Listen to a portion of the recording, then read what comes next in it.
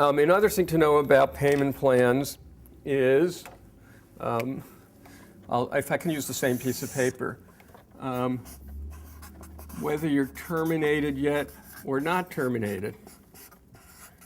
Because the department's view, remember when I said under the protections, the department's view is when you're a customer, you have these protections, but when you're not a customer, you don't get service turned on at a new address if you have an infant or serious illness.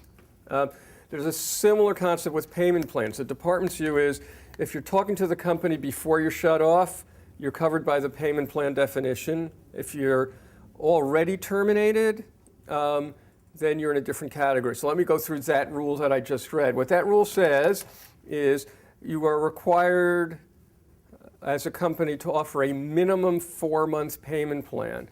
So what's the maximum percentage you have to pay to get a payment plan on your first payment? Thank you. 25%. How'd you get to 25%?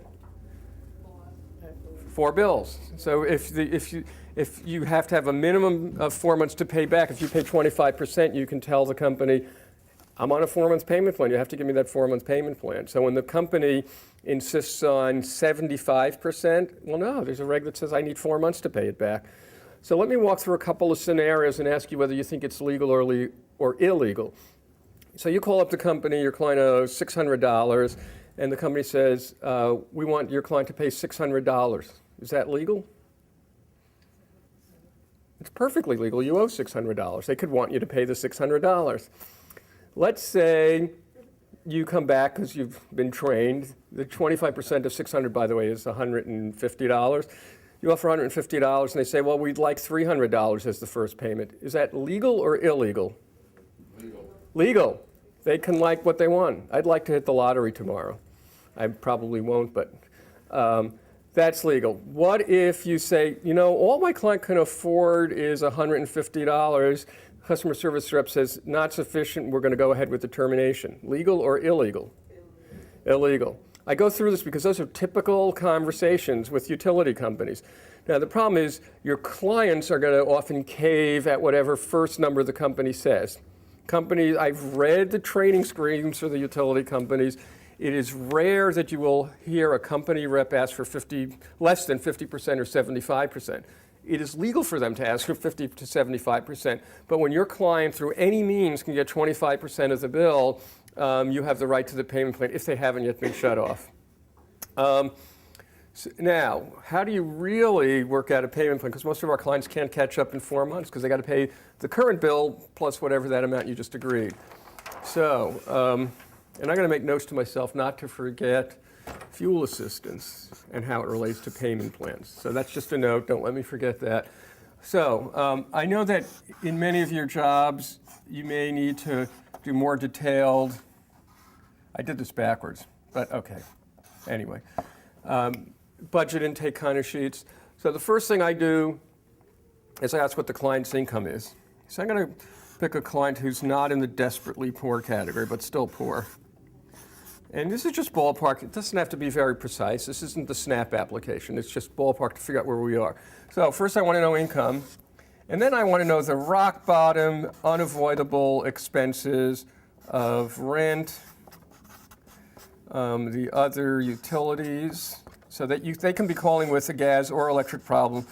I want to know what both are. And maybe some amount for food. You know, you can get more detailed, but I just want to teach you the concept. So let's say they have some kind of shallow subsidy and they're paying, well, I'll make it even higher, $600 a month for rent. The average monthly electric bill is $80. I'm not counting the arrearage here. This is the month-to-month expenses. Their average gas bill, because they're in a poorly insulated house, is $180 a month, 12 months a year. Again, average amount. And food, I don't know. I'm just going to pick a number out of thin air. $400. So let's see where I got myself to. $1,000. I got myself to $1,260. I am simplifying, obviously, significantly on expenses, but let's assume this is an accurate budget for that family. Well, they can afford to make small payments on the arrearage. I would not want to offer more than $50, $60, $70 a month on the arrearage because this is a really tight budget. I've ignored all kinds of things. Never offer a payment plan that your client can't afford. I'm going to drive yourself, if these numbers, if the income was 1,000, I know that this person is sliding towards an eviction or they don't have enough food on the table, right? I'm not going to make a payment plan offer that's going to worsen that situation. I'm going to go back to step 1, which is protections, and I'm going to maybe jump to step 3, which is to find other payment sources before I can go forward with this. But if it is the 1,400, I'm going to stick to my guns when I speak to the company and say, my client really can't afford the current electric bill of $80 a month if I'm speaking to the electric company. And we can slowly catch up, and company, you're better off on that scenario than shutting them off and collecting nothing. Because what usually happens with a shut-off is it costs, we know it costs the company money to shut off. If the customer gets restored, company has to pay to get it restored, and maybe they get no money when they shut you off. You need to explain to the customer service rep that you've gone through this homework, because most of our clients, when they're speaking to the company, they just say yes to anything. Customer service reps know that happens all the time. So you have to put yourself in that small category of people who are credible because they've actually done the budget homework. Now let me just, if I can, do a tangent as to why companies should accept this, because I know if you've spoken to companies offering $50 on, let's say, an $800 arrearage, usually you're not going to get very far, right? So why should this work? Well, let me jump to the slide. It's really on the next page, called arrearage management programs, just so you know there's such a concept. And then I will come back to this page. So every company in the state now has something called arrearage management programs, AMPs. I was just in a room yesterday with credit managers, middle managers from almost every company in the state saying they like these programs, they're succeeding. Yes, there's some problems with them, but let me tell you what an AMP is. An AMP is a program where if you pay just your current bill, you're not paying anything on the arrearage, they start to wipe off your arrearage month by month. Very simple design of an AMP. Let's say you owe $1,200. What the company says is, pay us the current bills for 12 months, and for each month, we knock down the arrearage $100 a month. If you pay 12 times, your arrearage is now zero. You didn't pay a penny on your arrearages. The companies think this is a good result for low-income people because you've caught up on the bill. So let me give you a slightly exaggerated example. So people know the Gillette World headquarters on Fort Point Channel downtown. So let's say Gillette owed NSTAR $2 million. And we all knew that Gillette's business was going into the tank. And the chief fiscal officer of Gillette walks into NSTAR with $1 million check and says, you know what, if you'll take the $1 million on the $2 million, it's yours. What do you think NSTAR says? Grab the check, run to the bank as quickly as possible, right? So what we're doing with these AMPs is we are collectively saying, our low-income clients owe you $2 million, but if you let us pay some reasonable amount of it, maybe you'd be willing to wipe out some of the arrearage. So from the company's perspective, they kind of get that this is an overall good arrangement in the big picture, and they actually like it. So now let's go back here.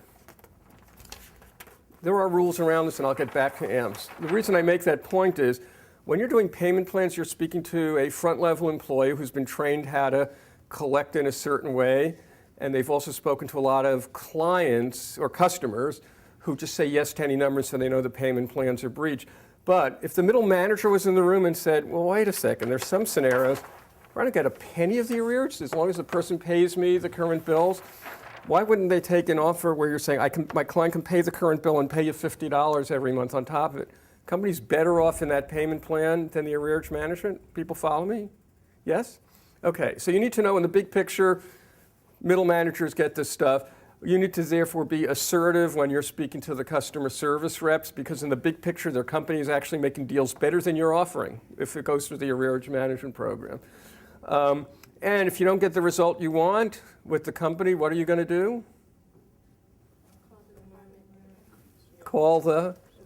Thank you. You're going to call the consumer division, because the consumer division knows these companies are making arrearage management programs.